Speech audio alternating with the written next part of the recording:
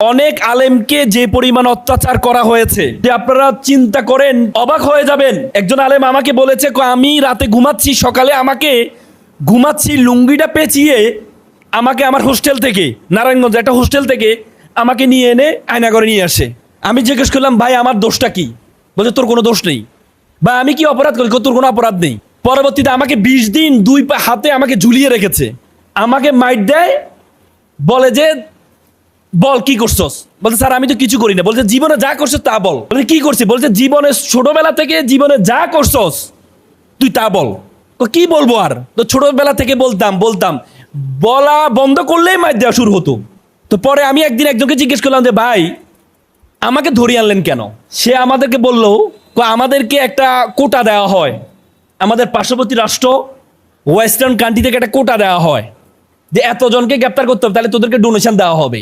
এই ডোনেশন না পাওয়ার জন্য তোদেরকে আমরা ধরে নিয়ে আসি, দাড়ি টুপি বড় পাইলে তোদেরকে আমি ধরে নিয়ে আসি।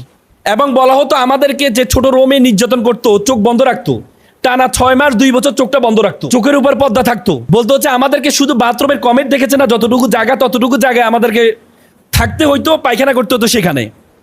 একদিন পায়খানা করলে রাতে আর ঘুমাইতে পারতাম, কারণ ভিজে যেত জিনিসটা।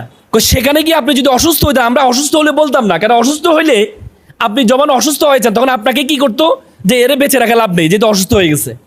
তখন আমাকে নিয়ে যে কোনো, আমাদেরকে একজনকে নিয়ে যে কোনো এক জায়গায় নিয়ে ক্রস পায়ে দিয়ে দিত, নাটক সাজিয়ে আমাদেরকে ক্রস পায়ে দিয়ে দিত। এই জন্য অসুস্থ হওয়ার পরেও কখনো বলতাম না অসুস্থ হয়েছে। আমি আলেমদেরকে বলতাম, তাদের আমি বলতাম, আপনারা এগুলো মিডিয়াতে প্রচার করেন না কেন? ওনাদের মধ্যে যে ভয় ঢুকেছে, যে ট্রমাটাইজ হয়েছে, নতুন বাংলাদেশ আসার পরেও তারা এই ট্রমাটাইজ থেকে বের হইতে পারে নাই। এরকম অত্যাচার তাদেরকে, এবং কোর্টে আলেমদের টুপিওয়ালা দাড়িওয়ালা যদি থাকতো তাদেরকে মানুষে মনে করা হইতো না।